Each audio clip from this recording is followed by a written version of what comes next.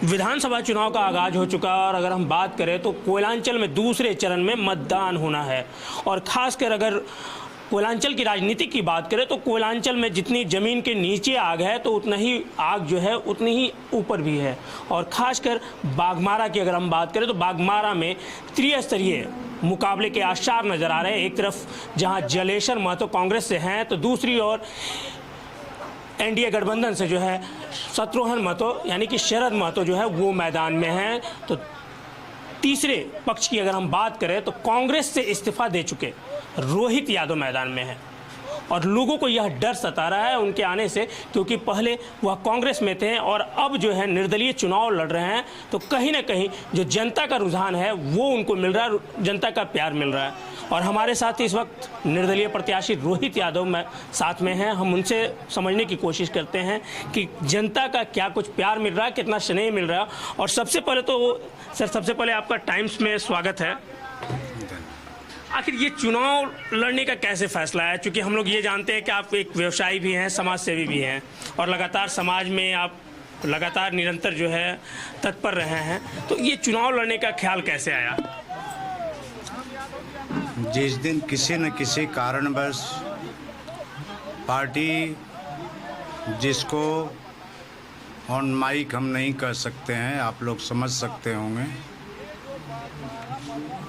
कि top leadership के साजिश का जो शिकार हम हो गए कि टिकट हमको नहीं दिया गया,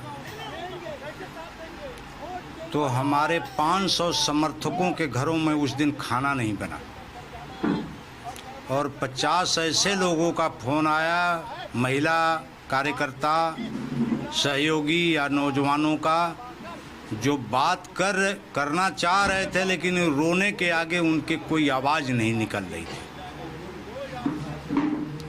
तो एक सप्ताह के अंतराल में आप लोग देखे होंगे कि कई बार हमने कोशिश किया प्रेस कॉन्फ्रेंस बुलाने का, लेकिन समर्थकों के दबाव में ही हम बार बार 3 बार, हमको याद है 3 बार हम प्रेस कॉन्फ्रेंस को टाले। अंतिम में देखे कि जो यहाँ के नौजवानों का जो रुख रहा है, हमारे प्रति विचार रहा है, महिलाओं का, बुजुर्गों का, तो अंतिम में हमको एक सप्ताह के बाद 27 तारीख संध्या को निर्णय लेना पड़ा कि हम निर्दलीय चुनाव लड़ेंगे। रिजल्ट जो भी हो, रिजल्ट तो बाघमारा के मतदाता के हाथ में है। अपने समर्थकों का मान सम्मान रखने के लिए हम चुनाव लड़ने का फैसला किया। किन मुद्दों को लेकर, खासकर अगर बाघमारा में बात करें तो बाघमारा में कई मुद्दे हैं और पिछले टर्म की अगर हम बात करें तो पिछले टर्म में यह एनडीए का खासकर गढ़ रहा है। तो उस किले को ध्वस्त करने के लिए क्या कुछ रणनीति चल रही है, क्या मुद्दे होंगे? कोई रणनीति नहीं है इनको ध्वस्त करने के लिए, खुद ध्वस्त हो चुके हैं।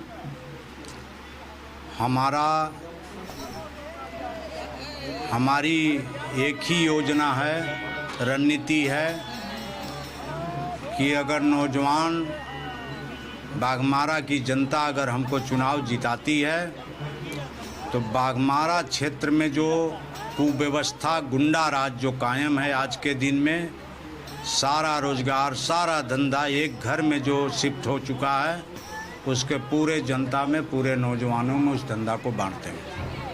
अगर जनता प्यार स्नेह लुटाती है, अगर आपके साथ आती है, तो क्या कुछ होगा जनता के लिए, खासकर कि जनता के हित में जो आवाज़ जो है अभी तक धनबाद में उठ रही थी, बाघमारा में उठ रही थी, तो उसको रांची तक उठाने में क्या कुछ मुद्दे होंगे?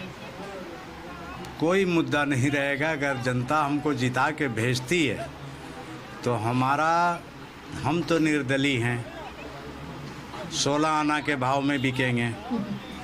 तो कीमत यही रहेगा कि आप सरकारी योजना 10 विधानसभा के क्षेत्र के बराबर बाघमारा को दीजिए।